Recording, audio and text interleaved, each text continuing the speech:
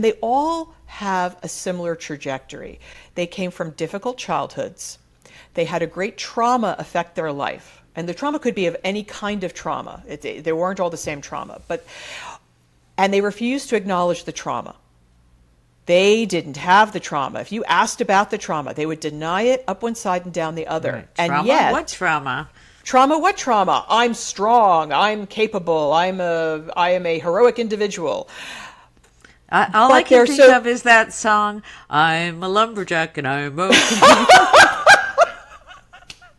oh god, oh, that's so funny. Yes, this is why, by the way, we're co-hosts, because this is exactly where she goes.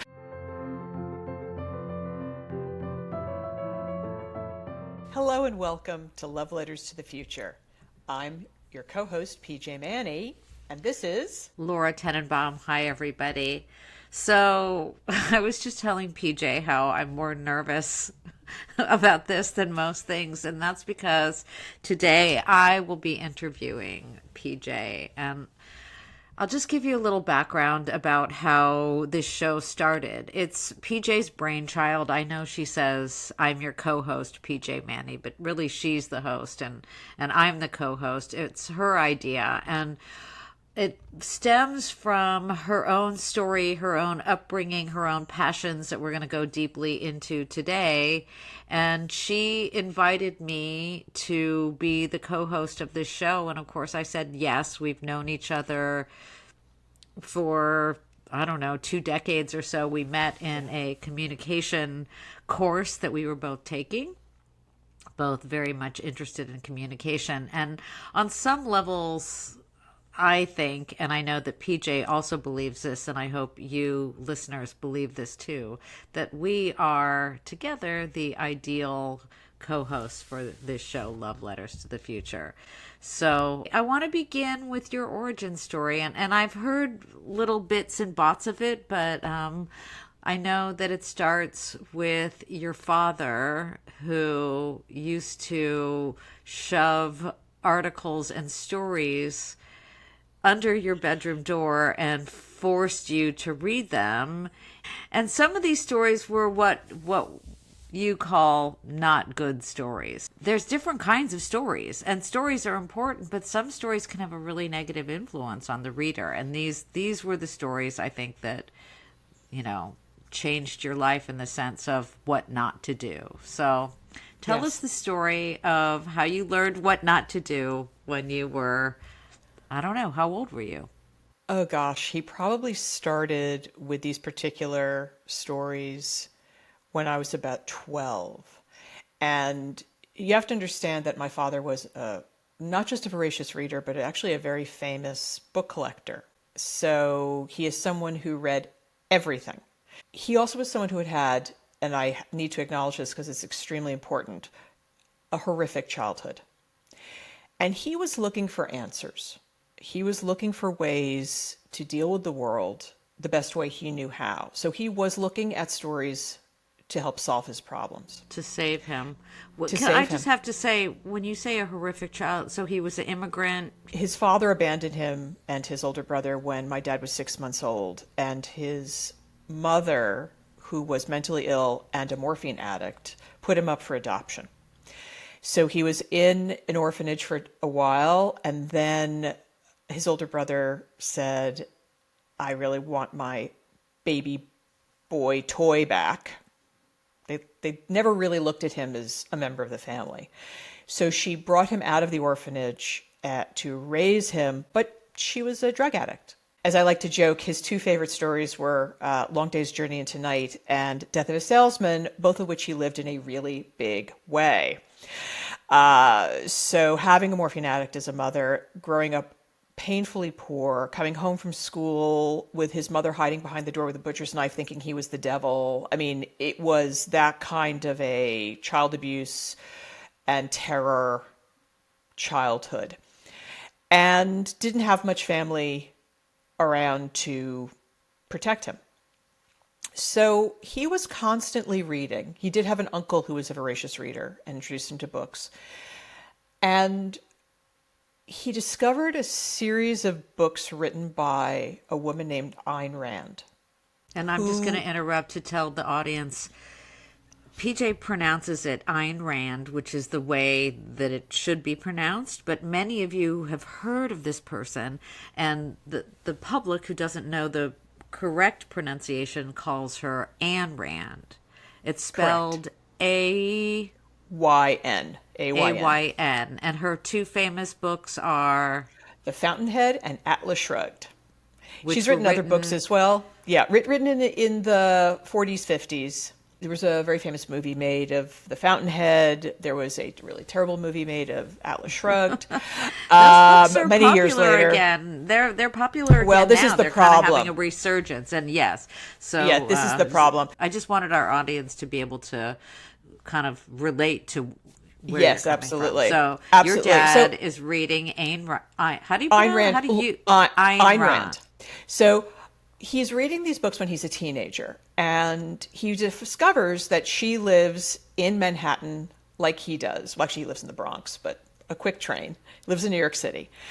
And she holds these salons where her fanboys, and they're actual fanboys, They're come all and boys, they're all boys, and they all young sit at her young men. Yeah. young, good-looking boys who she very Wow. much takes advantage of. And they literally sit at her feet and listen to her pontificate on any number of subjects. She fashioned herself as a philosopher who had a philosophy that on the surface really feeds into this notion that we are pure individuals who owe nothing to anyone. So it's basically a philosophy of selfishness. And that selfishness, that's enlightened self-interest somehow, the assumption of enlightenment, which I find fascinating, but enlightened self-interest is the best way of going through the world.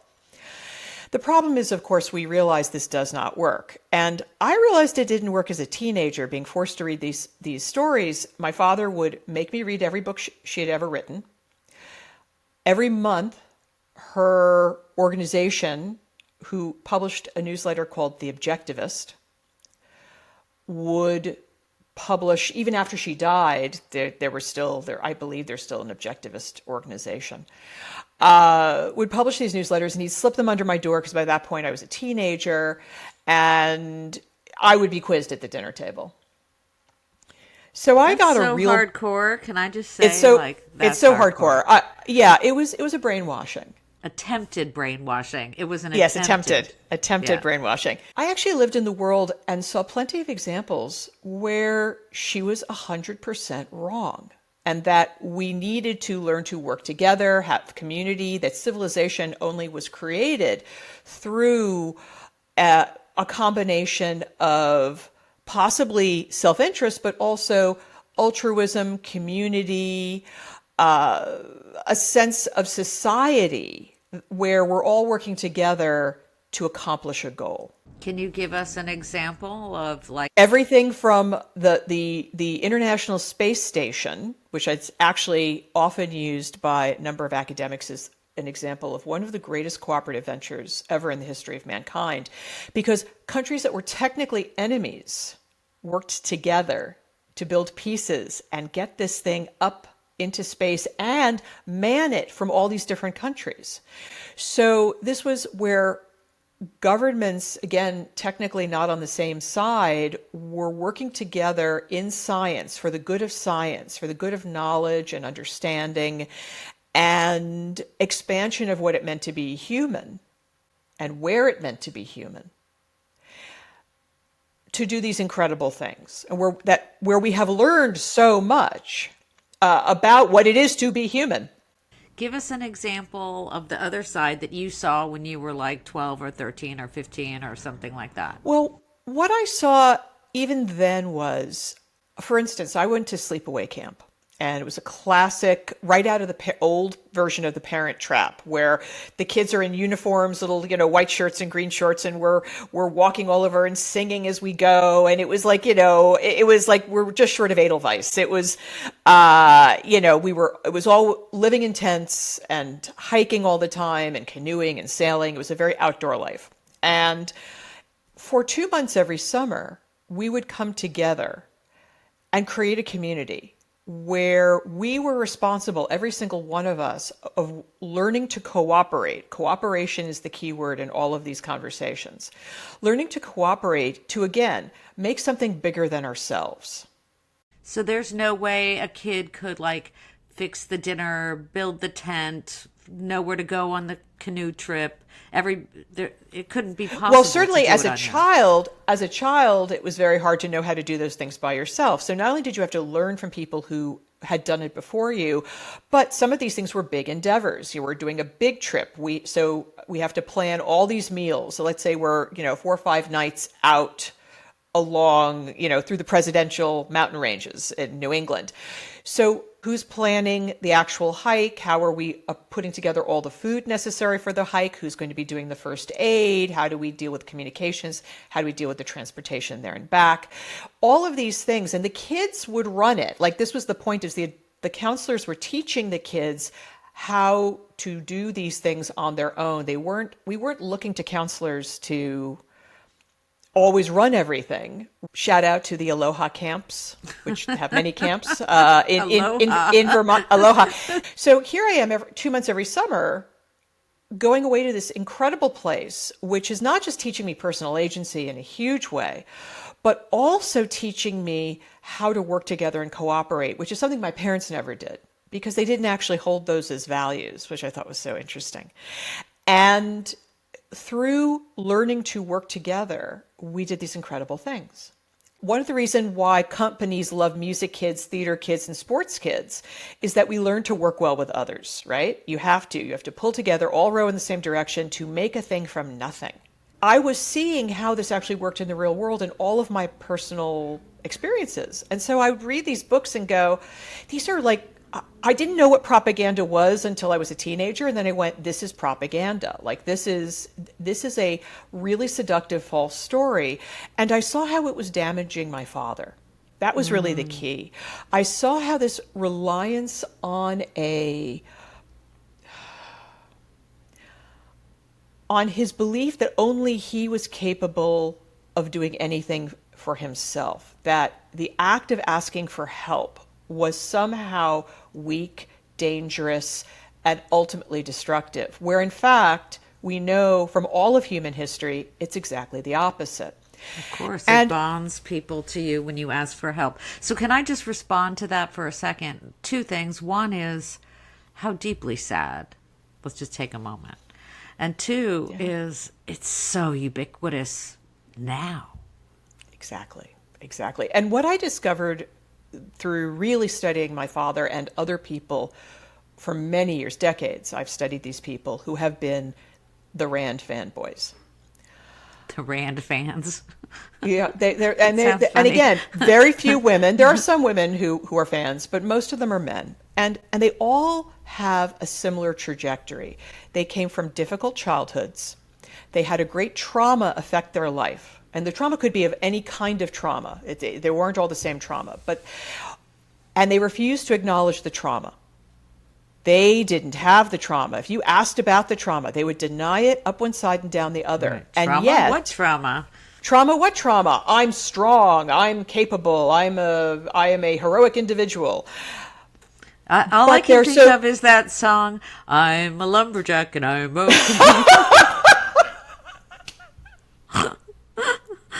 Oh, God. Oh, that's so funny. Yes. This is why, by the way, we're co-hosts, because this is exactly where she goes.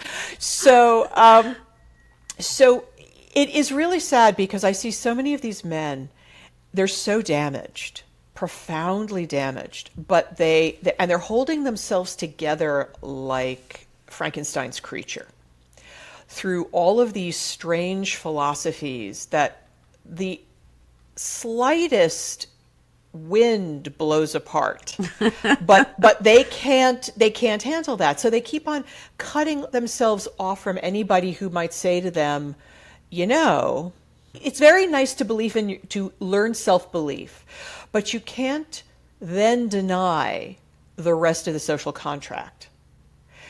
And that's what ultimately Randianism and objectivism does. And again, Ayn herself was the victim. Ayn's family were Jews, of a capitalist Jews caught in Bolshevik Russia during the Russian Revolution, and their lives were destroyed. There was murder, there was theft, there was rape. It was horrific. So she was a completely traumatized human being. She created the philosophy for her fellow trauma victims that never healed them. So I looked at what my father believed in and what many other young men like him believed in.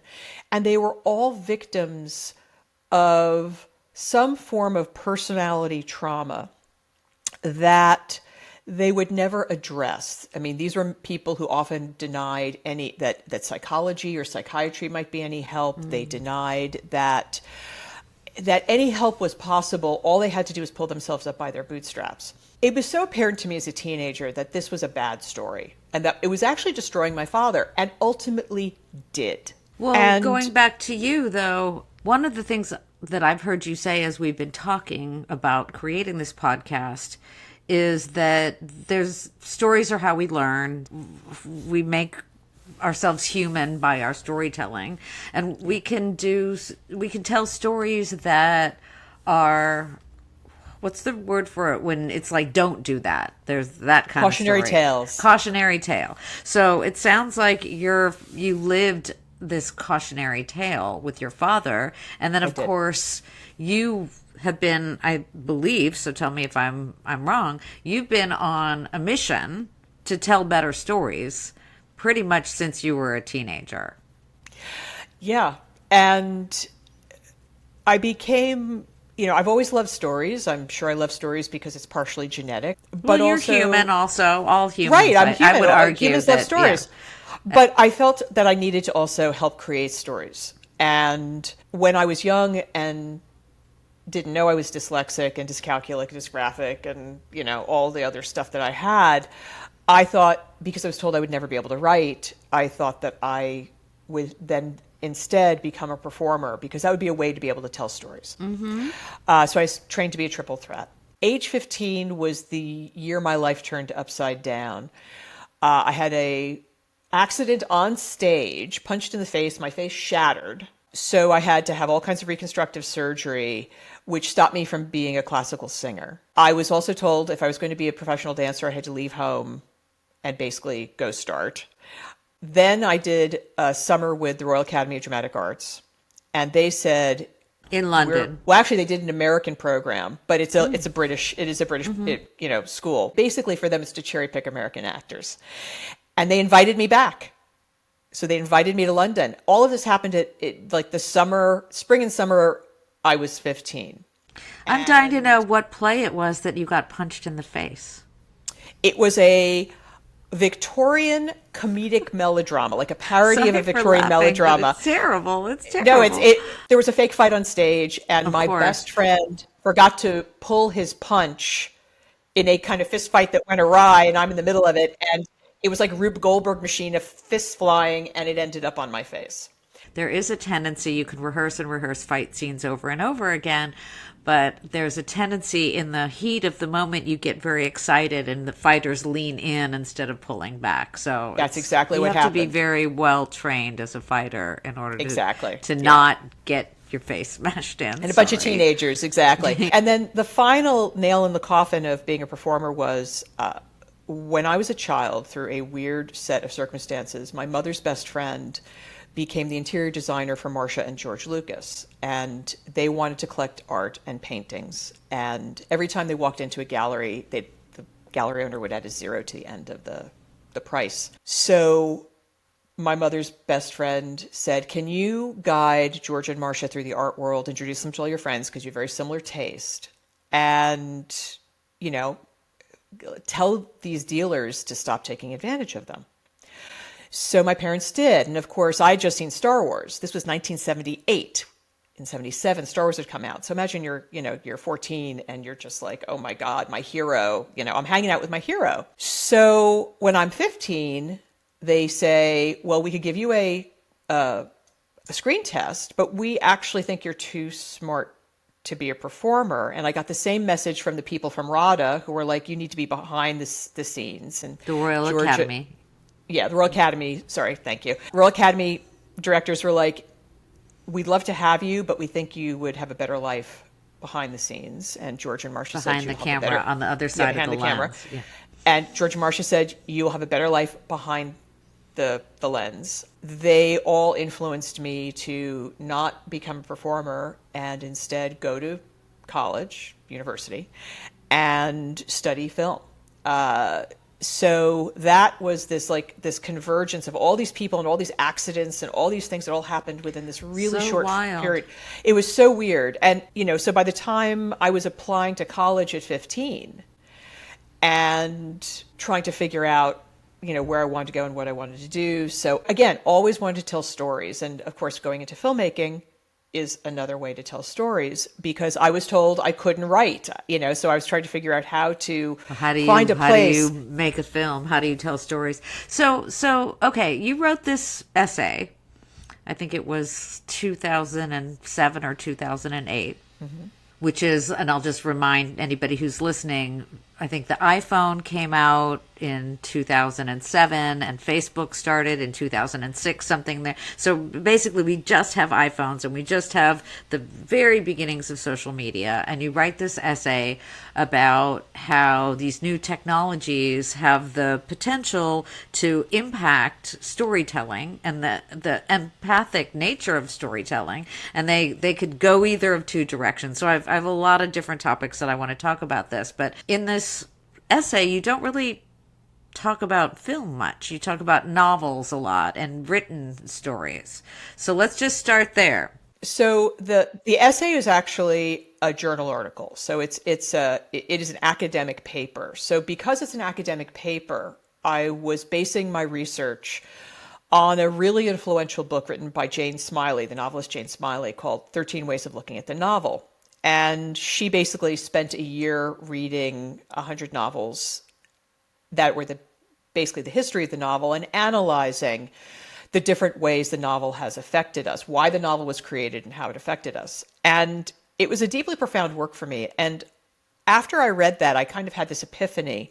It was the same time scientifically we were talking about the notion of mirror neurons. Now, all these years later, we're still grappling with what exactly are mirror neurons, how does empathy work, how does emulation work, but the concept is that we have a neural network, whatever they are, and there's still arguments about that, where we see something or hear something, we take it in through our senses, and we learn by emulation.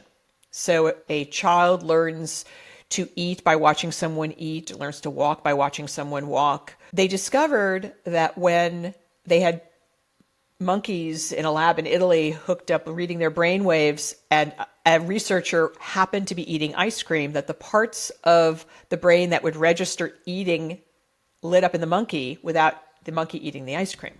Well, and that this was happens a aha like moment. to people also, like if you're watching the cooking channel or if you're reading a book absolutely. where they describe food. I mean, it affects you. You get hungry. Absolutely. You feel Exactly. it. Yeah. They started doing all of this research and I had an epiphany. And it was actually, I believe I'm the very first person who had this epiphany, which is kind of crazy. So in 2006, I started writing on boards where people were talking about technologies. And I said, look, this mirror neuron thing is really cool, but it also has to do with empathy and storytelling. So I was one of the very first people who connected those two concepts. And I wrote this paper, which became very foundational to all of the research that's been done since. So you're talking about not just linking the two things, it's the storytelling. Correct. It's the technology and Yes. the mirror neuron. So all those Yes. three are kind of linked together in your thought process. And I just wanted to address, even though you didn't bring up filmmaking in this article, in this journal article, it's still part of your kind of understanding of how storytelling works. One of the things that they've discovered is that reading a story or hearing a story is more impactful neurologically than seeing a story. And there's a reason for Sure, this. and let me guess why before you tell me. Okay. Because I'm a big reader. I'm the kind of person who, I know I kind of piss people off when I say this, but when the movie comes out, I'm the one who's like, well, the book was better. Like, that's totally me. In my Related, yes. mind, the book is better oftentimes because my own brain is picturing the people, or what do they look like, and what does their house look like, and what are they wearing, and even though the writer is describing these things, I still have to see it going on in my own mind. So that's what I guess is the difference. In all things neurological, the more times a pathway is followed in the brain, the more impactful that pathway ultimately is. So if you are reading about a castle and you're imagining a castle, you're imagining the castle from all the memories and thoughts you've had about castles. If you see a castle on screen, it's not going to be the castle you imagined. It's going to be a new thing about the castle, as opposed to using all your pre-existing neural pathways that are related to castles. So it has more impact because you're using it more. Because of that, I want to stick with novels and written storytelling to really explore both the science and the technology behind it.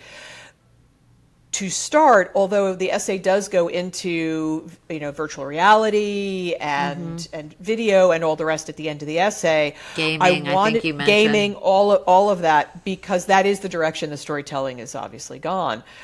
And but filmmaking. I wanted to establish the pre-existing research that did exist in how novels and short stories and the written word affect how we perceive story.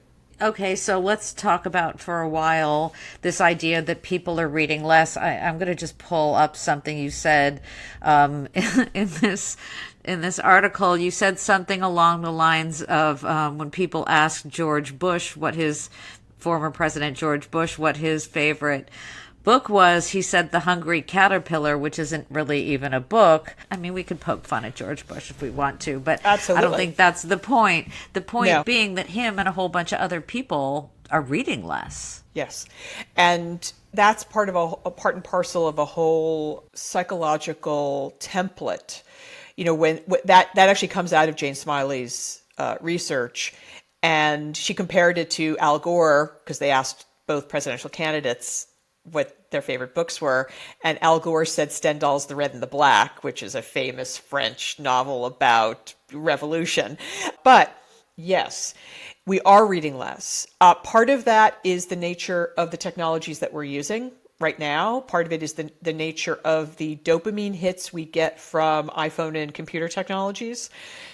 We're creating our own attention deficit behavior in everyone, not just people with ADHD. When you say we, you mean like the structure The of our whole society. A society is purposefully, this is a purposeful thing. So the makers of technologies, of social media and various forms of visual and computer platformed storytelling understand how the human brain works in a very powerful way.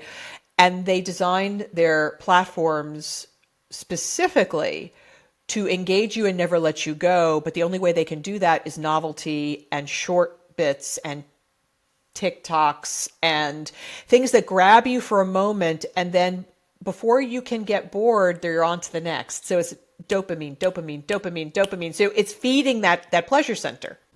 For me, when I end up scrolling more than I want to, there's this like hunger for, the one satisfying nugget that's going to make you be like, okay, now I'm satisfied. Which and rarely happens. Well, the truth is it does happen enough that you think, okay, sometimes you're like, man, this content is just giving today. I'm so satiated and full and pleased and entertained. And then sometimes it doesn't, and I keep looking for that moment where I feel the thing. The entire gambling industry in Las Vegas was built on the same method. Give them just enough of satisfaction of the win to keep them coming. To keep them and going. Yeah. So, I mean, that was something I wanted to talk to you about. Also, it brings up this whole idea of the potential for, whether it be written word or new media or film, to bring up empathy. or to increase empathy. But that is fighting against commercialism and the desire for individuals to make more and more and more money. So just talk about those two and how they interact or Well, fight against each other. ultimately, every story can either create empathy or destroy empathy. And you can destroy empathy by using empathy as the tool. So let me give an Ooh, example. sneaky. Back in the 90s and early 2000s, the US Army used a video game called America's Army, and I talk about it in the paper, to help recruitment because they had a lot of kids going on to video games. So they made a real kind of yummy war game. And if you were scoring high in certain areas, they would reach out. If you were really good as a sniper, they would reach out and say, hey, you're really good. You guys should do this for a living. So they would track your the Yes, this was one of users. the earliest. Yes, exactly. This is one of the Wow. earliest Is that examples of even this. legal? But also, if you were really good as a medic, they would reach out for that too. Like this, it was a very interesting use of the tool. But what they discovered in America's Army was it created a very us versus them dynamic. So the players and your comrades. So this is classic, first person shooter game. It's you and your comrades against an other, right? And the other is the enemy. And we can think of any host from Grand Theft Auto to, all pretty much every one of these games where it's an us versus them, where you're creating greater empathy for your comrades and decreased empathy for the other, whomever the other is on the other side of the depth of the screen. That's a perfect example of an anti-empathy engine where you are destroying empathy for characters' personalities within the game. It just seems like the algorithm of these new platforms is also doing that Exactly today. right. Yeah. Exactly right. So they're acutely aware of both the positive empathy creation and negative empathy destruction of stories. Stories do both. And that was really my point to the article was empathy has this really interesting effect where if you have broad empathy for lots of people, it's actually what I'd call thinner empathy. So you have general empathy. You have a sense of, all humans having rights and they should just exist, etc.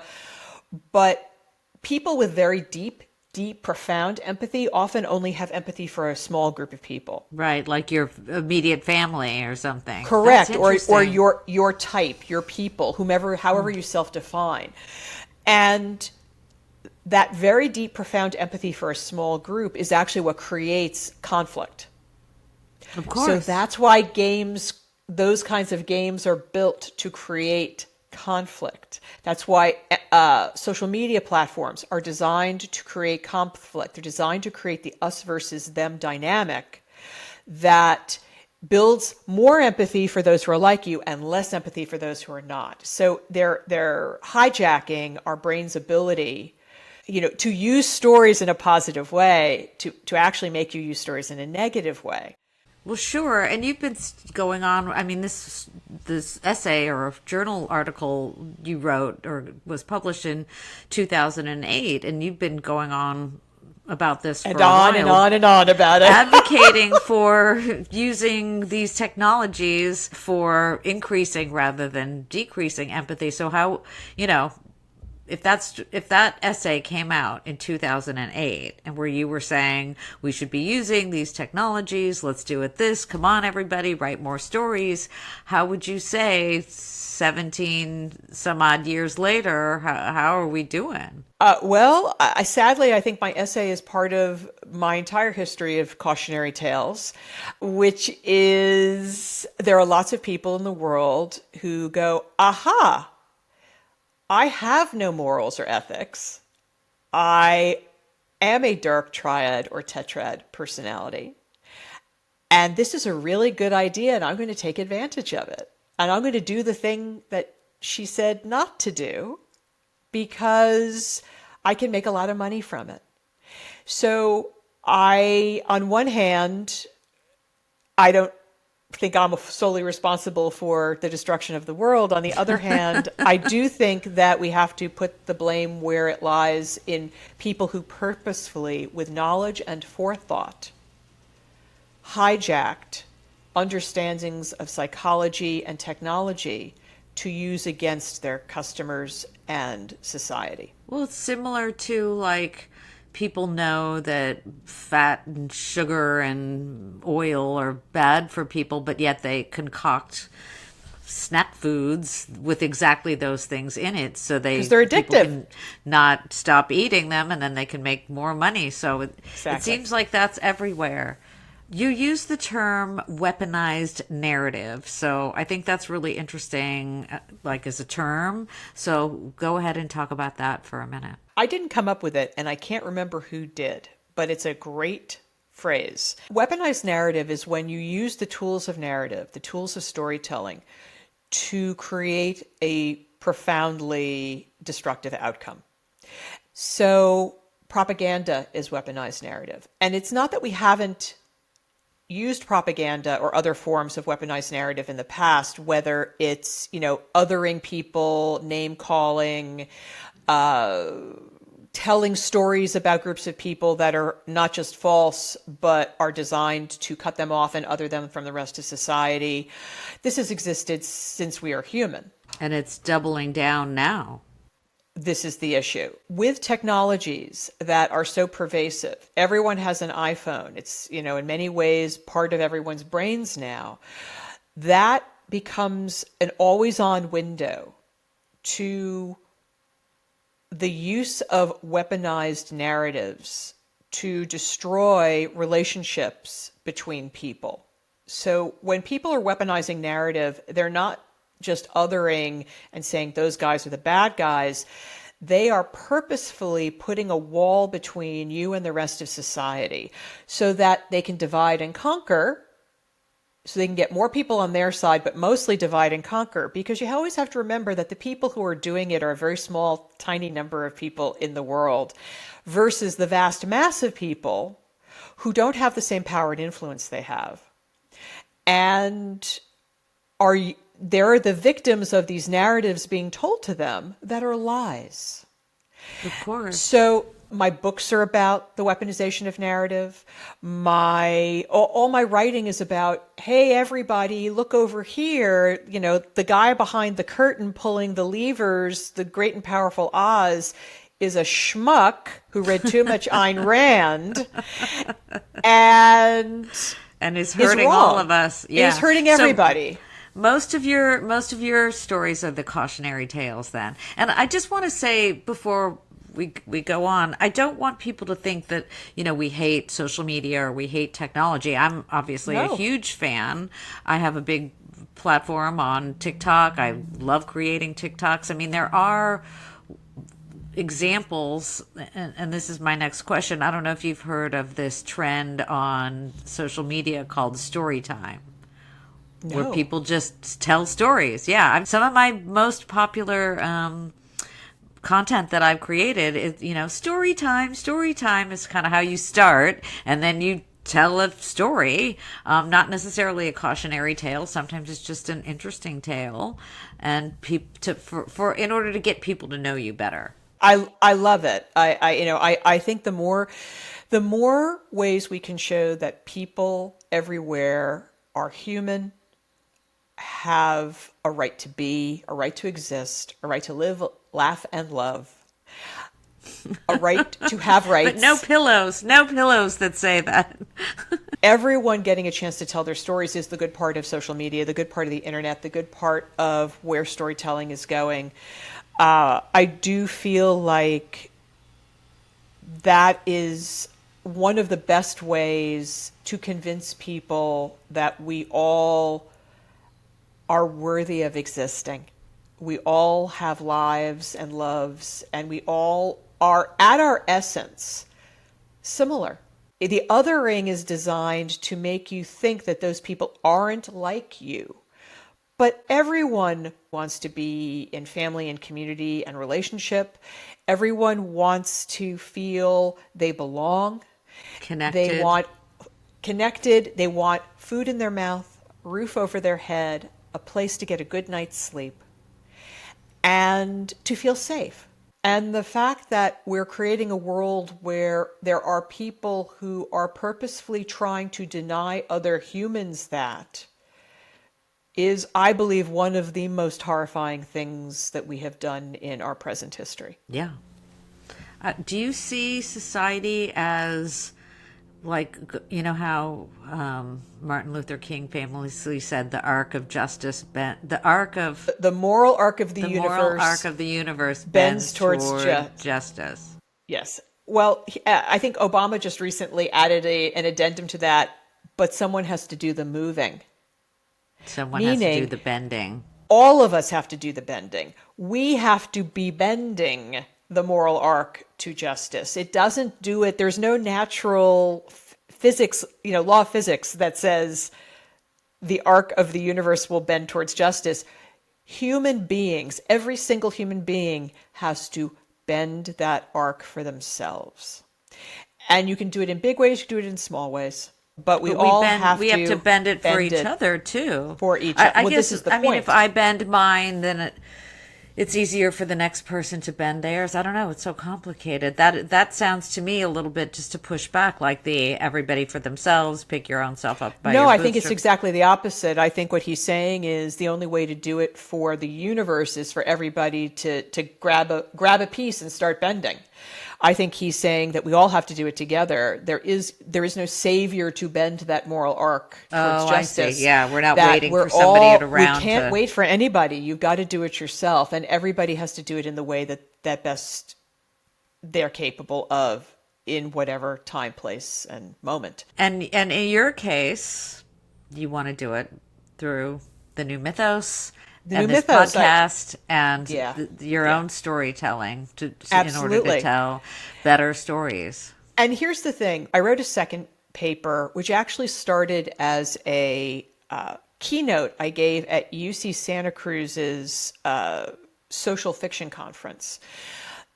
There, the Crown College, for people who don't know, at UC Santa Cruz is the college that really specializes in technology and society. So every year they would have a social fiction conference where they would talk about the use of stories and about technology to help create society. And I'd given a lecture about, oh gosh, maybe 5 years previous, where again, I'd had one of these aha moments that crop up every so often, where I realized that speculative fiction had actually always led the way in how we create society. So before I came up with the new mythos idea of these big turning points, I saw how individual stories changed in one way or the other how people saw themselves in society, saw heroes and villains, and mostly saw the other. So in speculative fiction, that's the place where the other isn't, a person who's not your race or a person who's not your religion. The other is often personified as a monster, a creature, an alien, meaning from space alien, something that isn't human, a superhero, but not a hero, some kind of super ubermensch that is not human. And I tracked from the Bible all the way through Western storytelling how that other, that not human other, evolved from a villain to a hero. And I watched how we'd have these kind of blips in time. It was never a straight line from Right. villain to hero. There were these moments where we'd have a story that was the epiphany for society to go, holy cow, wait a second. And other storytellers would pick that up, but history also would get involved. Sometimes we'd revert to monsters being bad because we were in a very scary time and people just couldn't get out of their heads that somehow these monsters came to personify our fears again. But then we'd pull up every time we put the monster in the protagonist's seat as opposed to the antagonist's seat. It allowed us as readers to humanize, empathize, and ultimately accept not just the creature or monster, but the thing they actually represented. So the paper was called Yucky Gets Yummy, How Speculative Fiction Creates Society. And I took that, there's two very famous ethicists who were on opposite ends of the spectrum at the time I was writing the original seminar paper. Arthur Caplan, who's a very famous bioethicist at, I think it's NYU, and at the time, Leon Kass, who was one of the Bush's heads of bioethics.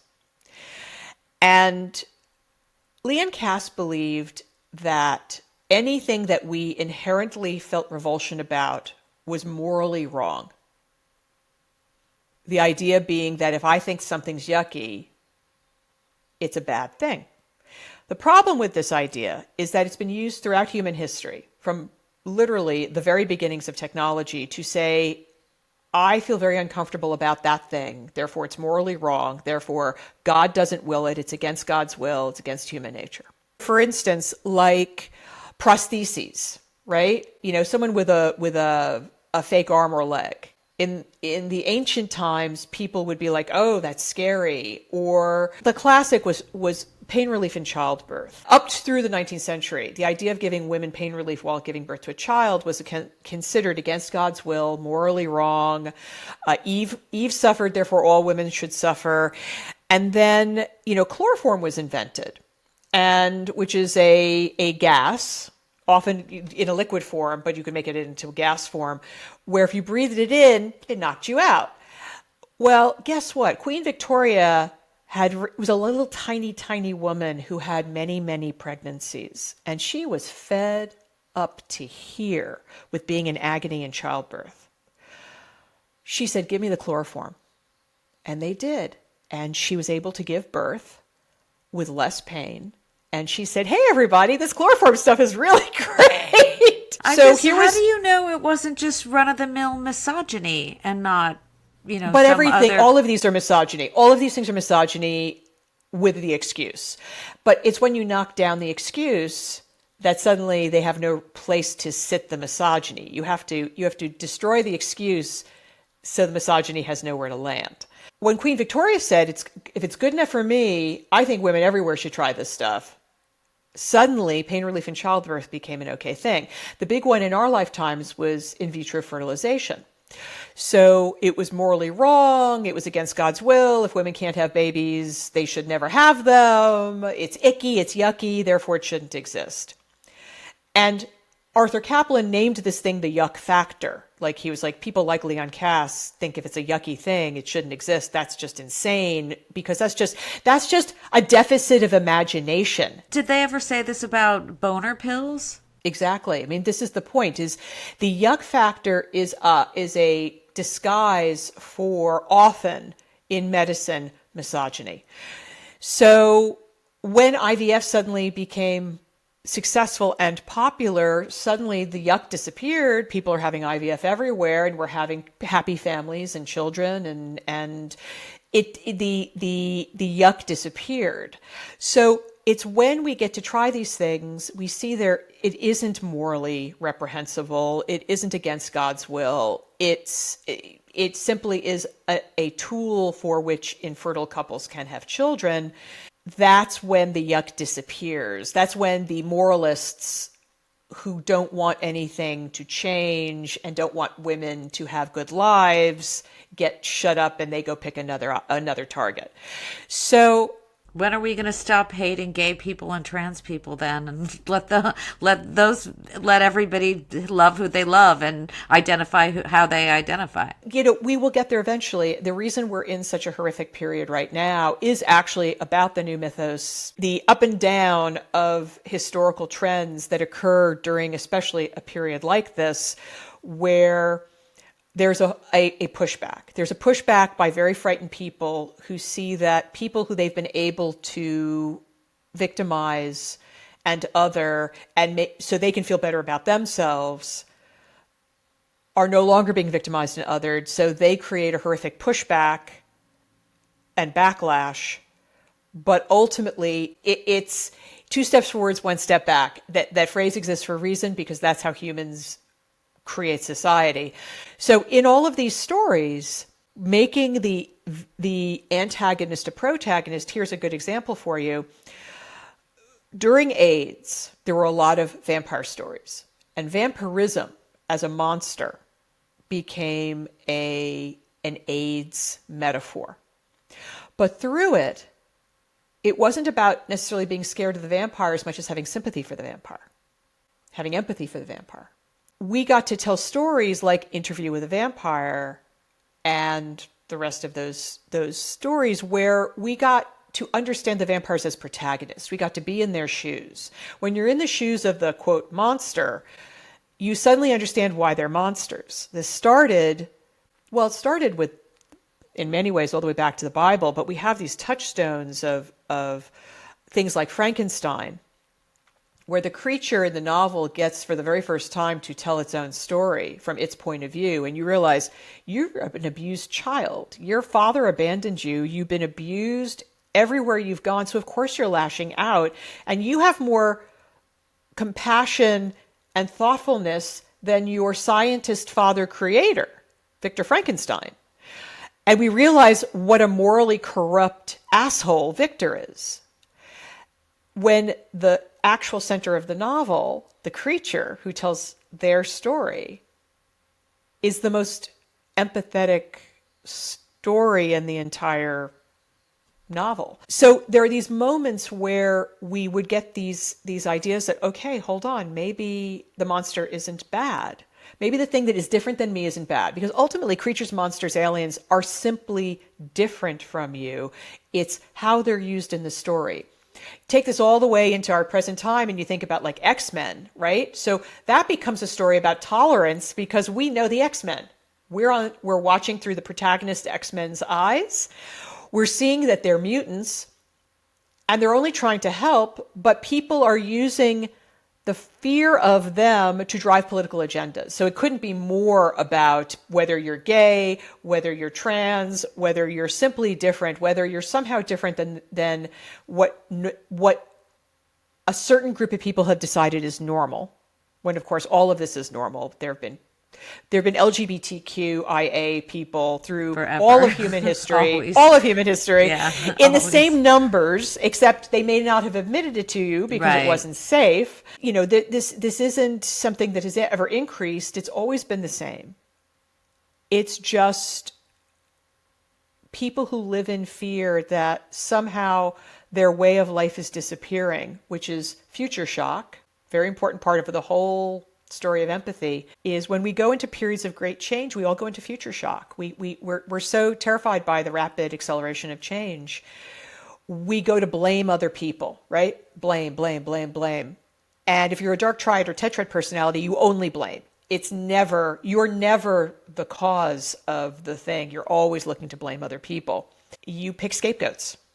So it's the scapegoating of sections of society to create us versus them to gain power. And that's the period we're in right now. Mm-hmm. So what's gonna, how do I ask this? The only thing Where we can are we do, going? Where are we headed? How does this play out? the only thing we can do is open our stories, open our hearts, open our minds, and realize that the people they're trying to tell you aren't human. They're calling them vermin. They're using metaphors of disease and diseased animals. The people that may not live the same kind of life as you, but have all the same wants and desires you have. are as worthy of their lives as anybody else. And that's not hard. That's the funniest part of it. What I worry about is not the small percentage of people who are actually somewhere in the sociopathic, psychopathic, and hardcore dark triad tetrad section of psychology. I worry about the people who are easily moved in the middle. Same. 100%. Yeah. And those are the people who I'm actually trying to reach. I'm We're never trying going to to reach reach them with this podcast also. That's Hi, it. people. Love letters to the To future. the future is for you.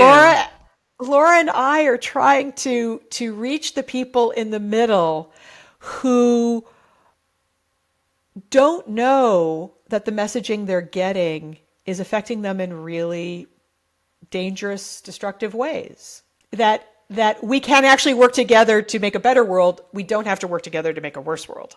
It seems like your area of expertise really is this cautionary tale. And your message is, be aware, be careful. And I think for me, my message has more been like, go in the garden, smell some plants.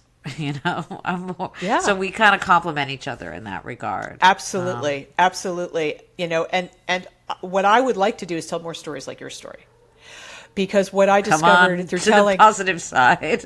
Yeah, what I discovered with the cautionary tale is, again, there's that section of society that goes, we have no ethics, we have no morals, we have no beliefs except in our own innate superiority. Therefore, we're going to take all these ideas that we're being warned about and use them. So let's stop with the cautionary tales. Let's stop with the dystopias. Let's stop with the things that are actually giving ammunition to the other side. And let's show people how actually okay life can be if we just treated each other well. Yeah, of course. That's a good story to tell. Yeah. So please join us to do that. Thank you. Yes, we're on a mission. And we don't even care if it happens in our lifetime. I mean, that's the thing about this message in a bottle kind of message that we're doing with this podcast is saying, look, how do we be hopeful in this time? And the way for me that I am hopeful is that I look through this screen into your eyes and I see you looking back through the screen into mine, and we're going to do this thing together, and we're going to share it with the community that we build together. And that's how we're going to do the thing. That's right. That's right. It one person at a time, a community gets formed before you know it. And I also want to say that, I have to include this, part of the origin story was having the epiphany on the panel at NorwestCon, a science fiction and fantasy convention in 2018, and realizing that there was a new mythos, that these stories had to be told, and seeing not just in the room the day it happened, the unbelievable response, but the hundreds and hundreds of storytellers of not just speculative fiction, but all forms of fiction, all forms of nonfiction, who have responded to these ideas and have said, yeah, I'm along for this ride. It's not just Laura and me. And as somebody who writes nonfiction, I think there's a healing in looking at my own story, and I think this is true for other people too, and how do I choose how to frame my own story? Yeah. Because it's my story, and I can frame how to tell it. And I can choose to frame how to tell it in an empowering way. Well, that's the way that I choose. And then it changes it for me too. Yeah, and that's all you can ask. And that's why I think sometimes this idea of, well, is this kind of work selfish or not selfish? Get rid of those notions. It's, you healing yourself helps heal others. Mm-hmm. You working with others to heal them heals such a larger group. And I think we're going to go through the shit, guys. We are. but we're also We're going to in go the through shit. We're in the shit right now. We're in the middle and of it's the gonna, shit. It's But going we're to here continue. together in the shit. We're here mucking around in the shit. And I can't wait till we hit rock bottom, which I don't. You only know that you hit rock bottom when you start to climb up out again. And then you look back and you Exactly. go, well, that was the bottom. We don't know where the bottom is yet.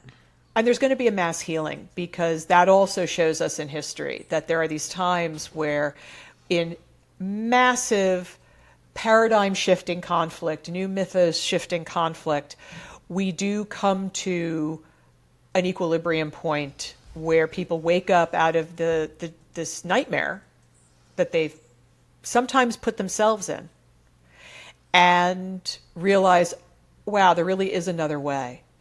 And it doesn't last forever, because humans aren't that smart. It doesn't last forever. And that's why in every couple of generations, we're back in the shit, every 2 or 3 generations. Yeah. It's just how humans work. It's how we're wired. And all I can say is Laura and I are here with you. And And we if hope there's we can anybody help. I'd like to be in the shit with, it's you. Oh, likewise. All We're right. swimming through, man. We're swimming through. Thank you for listening. It's not really shit. It's flowers. Well, it's manure for flowers. There you go. Yeah. It's manure for Yeah, flowers. compost. Yep. Yep. Exactly. Well, thank you everyone for joining us. I hope this gave a little insight into where all this stuff came from. And I hope you join us again soon. PJ's going to interview me. Yep. So you'll I'll find interview out. Laura. And we're going to, tell lots of stories with lots of people. Like, subscribe, come back, and you take care out there, and we'll see And you we'll soon. see you soon. Bye-bye.